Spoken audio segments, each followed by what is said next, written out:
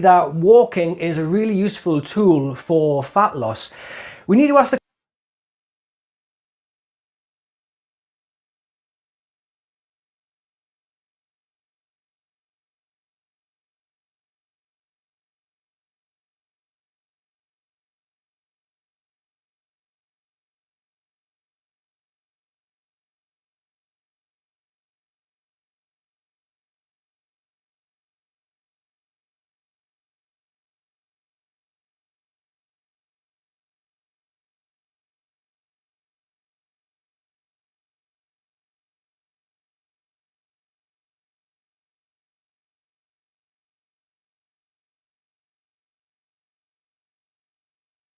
And welcome to Top Think. Today we'll learn about 10 amazing benefits of going for a walk.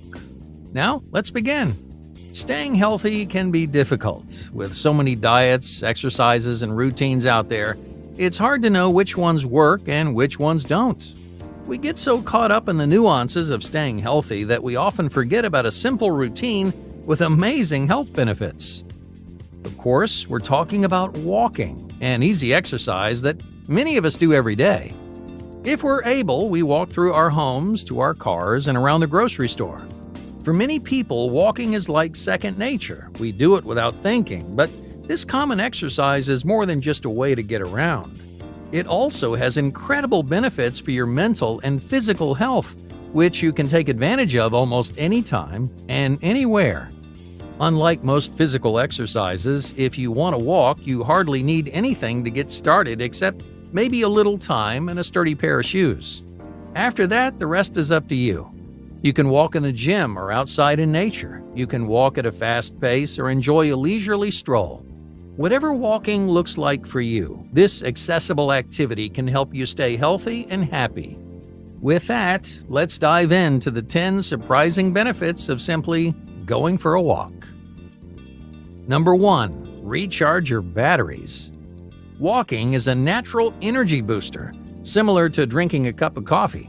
According to a 2017 study in the journal Physiology and Behavior, walking gives you about as much energy as a small caffeinated drink. A brisk walk activates our bodies, improving blood flow and increasing heart rate. This makes us more motivated and alert, giving us energy for hours. So the next time you feel sluggish and tired, recharge your batteries with a walk. Even 10 minutes of moderate activity can give you enough energy to get through the day. Number 2. Strengthen your relationships. Walking is a great activity to enjoy alone, but it's even more beneficial with friends and family. Many people use regular walks as opportunities to catch up with loved ones and strengthen relationships. For example, you might stroll around a scenic area with an old friend, getting some exercise while talking and sharing stories. Thanks to its bonding effects, people who walk together stay more connected, resolve conflicts more easily, and cooperate more effectively. Walking also stimulates feelings of happiness and camaraderie. In other words, after walking with someone, you may feel closer than ever. If you want to strengthen your relationships, schedule regular walks with the most important people in your life. No matter who you invite, walks can be excellent opportunities to bond and reconnect. Number 3. Make yourself happy. How much we move every day has a significant impact on our mood. If we spend too much time sitting, we may hit a slump, but when we get moving, our energy levels increase and our mood may improve. We enter a better state of mind, viewing ourselves, the world, and our lives through a more positive lens. Why? Well, because walking triggers a mood-boosting reaction inside of our bodies. Every time you walk, a flood of hormones called endorphins goes coursing through you. Endorphins are known to reduce stress and relieve pain, but they also increase well-being, and they even promote long-term satisfaction. By walking consistently, you're not just staying healthy, you're also bringing happiness into your life. Number 4. Lengthen your life. It's no secret that aerobic activities are good for your health, but did you know that walking can also lengthen your lifespan? According to the American Heart Association, walking is strongly correlated with lower mortality rates. In other words, people who walk more often are less likely to die. Now, this comes from an analysis of 17 different studies that examine the health and habits of more than 220,000 adults. It turns out that people who walk 7,000 steps per day are significantly less likely to die from all causes than people walking only 4,000 steps per day. Risk factors decrease further for people walking 8,000, 9,000, or 10,000 steps daily. Other factors like diet and lifestyle are likely influencing these numbers, but the power of walking is hard to ignore. Even if you add just 1,000 steps, a little walking goes a long way. Number 5. Connect with your community. People who spend a lot of time indoors sometimes feel cut off from the rest of the world. They may go days without talking to others face to face, which can exacerbate feelings of isolation. But going for a walk can remind you that you're not alone. Walking is a great way to connect with your community. It creates opportunities to chat with familiar faces like neighbors or local business owners. It also cultivates a sense of appreciation for where you live and the environment you call home. So make a habit of exploring your community on foot. Take a walk around your neighborhood, a local park, or a nearby shopping center. If ever you're feeling alone or isolated, walking can restore your connection to the world around you. Number 6. Boost your brain power. Do you ever have trouble concentrating? Sometimes we feel foggy and unproductive.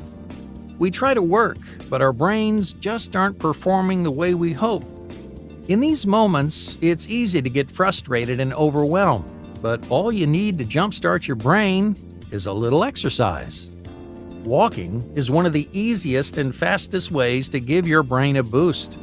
A brisk walk increases the flow of blood to your brain, which enhances critical cognitive functions like memory and attention. So, if you're feeling stumped, a few minutes of aerobic activity can boost your brain power and productivity. Number 7. Walking meditation. We often think of walking as a form of exercise, but it can also function as a kind of meditation. Walking meditation is the practice of mindfulness in motion, an everyday tool for relieving stress and calming our minds. The benefits of walking meditation are diverse and far-reaching. It slows the pace of our thoughts, focusing our attention on simple movements and sensations. For example, you might notice your muscles moving as you lift your legs or your weight shifting from one foot to the other. Concentrating on these small movements stills your thoughts and grounds you in the present moment. When your mind is grounded and clear, you can appreciate the simple pleasures of living, moving, and feeling. If you want to practice walking meditation, you only need to get outside and walk. Don't worry about the pace or the distance. Just simply enjoy the act of walking and let your mind wander freely. Do what comes naturally for at least 15 minutes at a time. And when you're done, try to bring the same awareness to other aspects of your life. It may not seem like much, but a quiet, meditative walk can change the way you think. Number 8. Jumpstart your heart. We all know that exercise is good for our hearts. Aerobic activities lower the risk of cardiovascular disease, increase blood flow, and reduce stress, all of which are important for long-term heart health. What most people don't realize is how much walking can impact cardiovascular health and wellness. According to a 2011 study, it only takes 15 minutes of walking per day to give your heart a significant boost. This is especially important for people with largely sedentary habits who may experience lower energy levels and greater stress. Add a little walking to your daily routine and your heart can stay strong and healthy. Number 9. Think outside the box. Many of the greatest artists throughout history were regular walkers. For example, Charles Dickens and Ernest Hemingway, two of the world's most famous writers, enjoyed long walks almost every day. For them, walking was a way to ignite their imagination. Every walk stimulated the creative parts of their brains, helping them find inspiration in the world around them. You never know what you might experience, who you might talk to, or what connections you might make. These artists swore by the power of walking, and it turns out that science is on their side. For example, a study published in the Journal of Experimental Psychology, Learning, Memory, and Cognition found that walking can boost creative ideation in real time and shortly after. Participants in this study performed better on creative thinking tests while walking and shortly thereafter compared to sitting. When we exercise, our brains may generate new ideas and innovative solutions to problems that we couldn't solve before. So the next time you're stuck on a problem, strap on your walking shoes and go for a stroll. To paraphrase Henry David Thoreau, when your legs begin to move, your thoughts start to flow. Number 10, maintain your brain. Like any part of the body, the brain is subject to aging and disease. Over time, cognitive functions like memory start to slip. New nerves stop growing and the brain's volume slowly declines. However, simple lifestyle changes can promote long-term brain health and increase cognitive performance. Walking, in particular, enhances the growth of new neurons and increases connectivity throughout the brain. This is critical for maintaining important cognitive functions like memory and problem solving. Every second, the areas of your brain are working together to process information, to solve problems, and to navigate the world around you. If those areas become disconnected, common brain function steadily declines. Luckily, a regular walking routine can keep your brain sharp and healthy over time. According to a 2010 study from the University of Illinois, walking at least 3 times per week increases connectivity throughout the brain. Avid walkers also perform better on cognitive tests, demonstrating stronger memory recall, greater planning skills, and better multitasking. Now, nothing can guarantee that your brain or any part of your body stays healthy indefinitely, but walking is one of the most effective ways to protect your brain now and for years to come. Thank you for watching. Wow.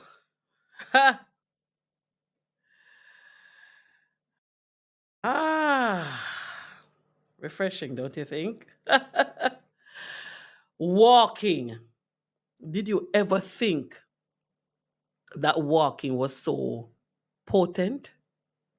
Did you ever think? And then persons are giving you all these antidepressants and all these things. Double check. Can you hear me, everyone? I hope you can hear me. Right? They give you all the antidepressants and all these things to take when you can simply go for a walk to clear your mind, as some people would say. You don't necessarily need to take all these things. You just need to go outside more. Go outside and get some fresh air into your lungs. Go outside and just breathe the fresh air and get some sunlight. For those who live in the colder countries, you may not be able to go outside all the time. But let me tell you, while I was in Canada, I saw lots of persons walking outside in the snow. Walking outside when it's cold, and Alberta is like very cold. Okay. And persons were walking outside because, as if they're saying to themselves, I need to get out, I need to move outside, I need to do. So they are well clothed, properly attired, and they are walking outside. So my encouragement to us is that we don't take walking as just a simple thing, but we understand the benefits, how powerful walking is, how powerful it is for our bodies and for our minds, our cognitive skills, and all these things. Walking is essential. Let me ask you a question. And mind you, if you can't go outside into the fresh air and you have a treadmill, it's treadmill or treadmill, you can walk on that because you're still getting the benefits of walking. The only thing that you'll be missing is the fresh air. But you can walk on that, and get your body really healthy, heart health, brain health. It's very important. I want to know your feedback. Do you walk? Do you walk any at all? Why don't you walk? I'd love to know whether you want to talk to me in the chat at 825 or you jump on here on the YouTube and tell me, do you walk? Do you enjoy walking at all? And those who are on TikTok, if you do walk, how long do you walk? I'd love to hear. But this gentleman I'm going to show you now, he's going to tell us that there's a good time to walk, a better time to walk. Is there a way we can get a bit more bang for our buck and really get more from walking to aid our fat loss? It turns out there is. So here are 3 ways that you can schedule walking into your daily routine and really fire up that weight loss. Number 1, walking in the morning. Now, getting out of bed first thing in the morning and going for a walk before breakfast doesn't sound tempting, but it's a really good idea, and here is why.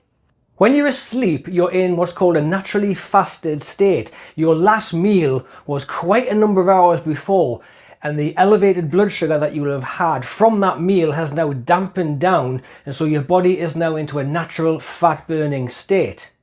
If you get out of bed and then have breakfast, then what's actually going to happen then is you're going to up your blood sugar, and that's going to release insulin, which is going to effectively block any fat burning. You go back into sugar burning. So if you were to go for a walk after breakfast, for example, that's not a good thing because you're not going to be burning fat, you're going to be burning sugar. All right, guys. So note carefully what he's saying. He's saying it's best to walk in the morning before you have breakfast. Before you have breakfast. So while your body is still burning fat. For this is now for the benefit of those persons who want to shed some weight. Personally, as I said, some time ago, I took it really seriously. I took my weight. I was going and I lost lots of weight. But what I did, I walked in my fasting state. So I didn't eat. And so I'm testifying to let you know that it actually works when you do your walking before you actually have your breakfast. However, if you get out for a walk before you've had breakfast, when you're still in that naturally fasted state, guess what? Your body is still naturally burning fat as a preferred fuel source. And as long as you keep the walking nice and low intensity, a nice gentle stroll, you're going to maximize the potential fat loss. Because if you were to increase the intensity, for example, if you were to go for a run, for example, your body is going to be more sort of in a stressful state and want to get more sugar from your stored glycogen inside your muscles. But if you keep the walk nice and gentle, nice and relaxed, it's not going to do that. It's going to rely mainly on fat stores. So how long should you do first thing in the morning? 10-15 minutes is good. If you can get 30 minutes in, that's even better. It's actually going to help, increase your appetite as well. So by the time you get back for your breakfast, you're going to really enjoy your breakfast and it's going to kickstart your day. Number 2.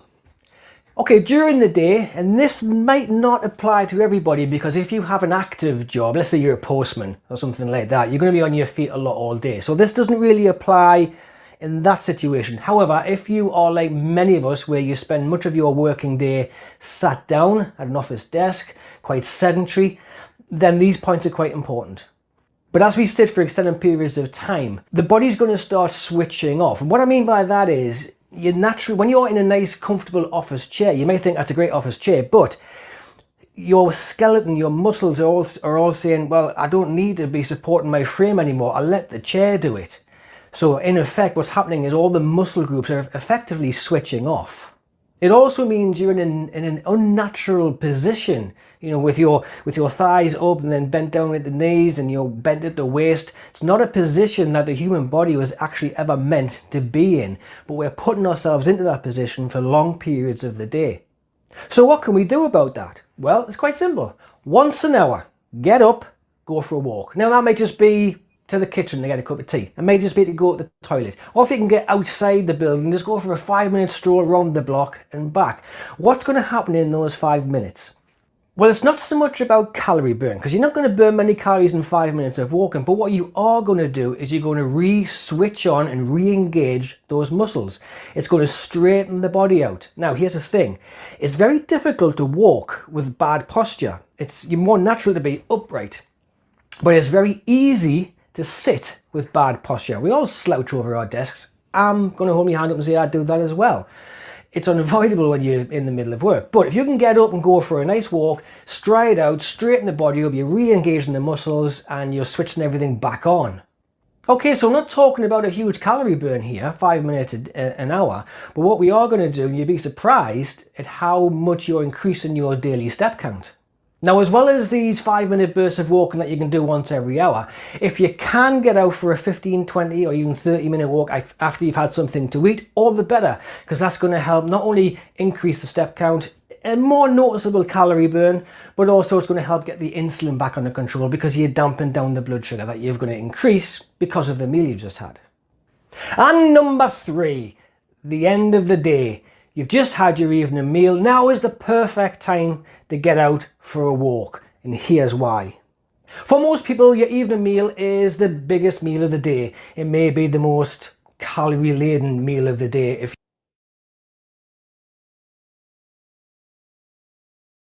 Let me jump in right here. Most times when after we've eaten dinner, what do we do? What do we do after we've eaten? Do we What do we do after we've eaten dinner?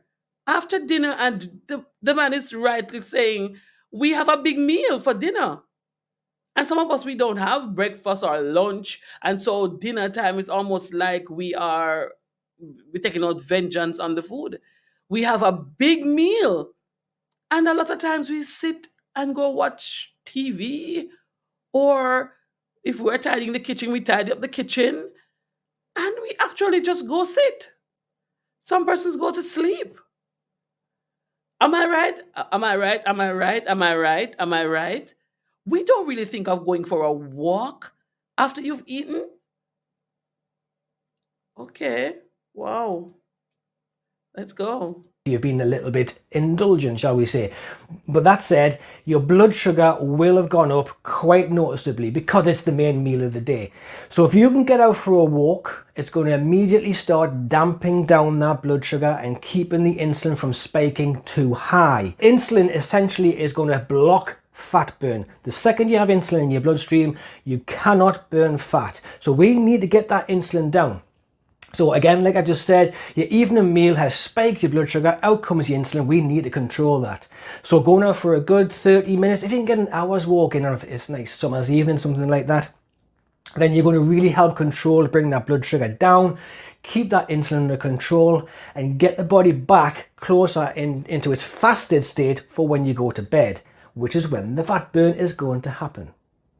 You're going to help with your digestion. Now, after a big meal, I'm sure we've all from time to time felt that little bit full, that little bit bloated. Well, as you walk, the movement, the motion of the body is just helping things, certainly your previous meals that are still in your digestive system. It's going to help everything to work its way through, keeping everything regular, if you know what I mean. It's going to help everything to work its way through. Your digestion is going to improve. Another good thing about walking at the end of the day is it's a good chance to de-stress. You know, walking outside in the fresh air, it's been proven to help bring stress levels down. That's going to improve your mental well-being. You know, you may have had a stressful day at work. Stress, incidentally, is another huge reason for fat gain, because again, that releases another hormone called cortisol, which is another video I can end up making. But essentially, by keeping the stress levels down, keeping the blood sugar down, you're really going to maximize and give your body every opportunity to burn fat. And as well as controlling your stress levels, calming the body down, you're going to set yourself up for a good night's sleep. And a good night's sleep, I hope we all know, is one of the best ways to burn fat. A body in a nice relaxed state, low stress, good quality sleep is going to really aid any kind of fat loss. And if you can dampen down the blood sugar and if you can lower your stress levels, you're going to set yourself up for a good night's sleep. So if we can agree that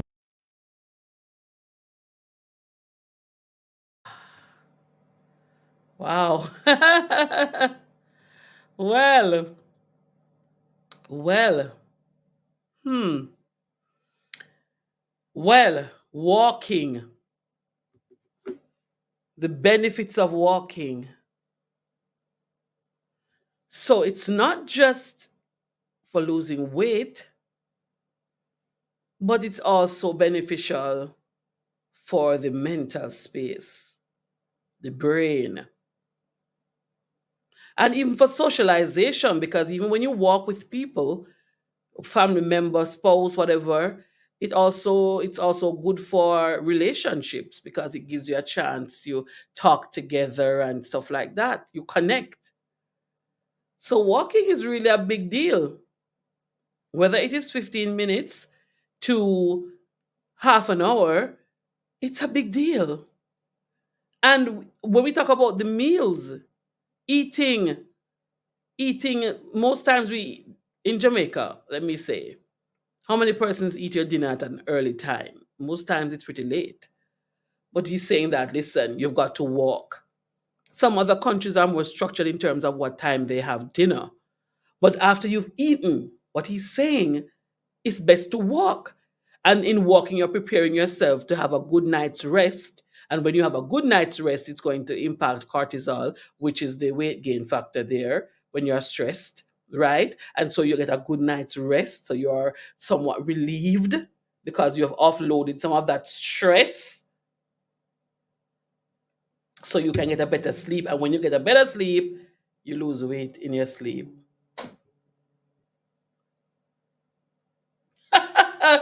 You lose weight in your sleep. I like the sound of that, losing weight in your sleep. Hmm, that sounds good. But deep sleep is important, let me add.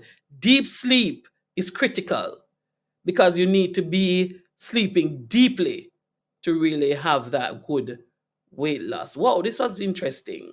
I'd love to hear from you. Send me a WhatsApp message. Jump on over and send me a WhatsApp message at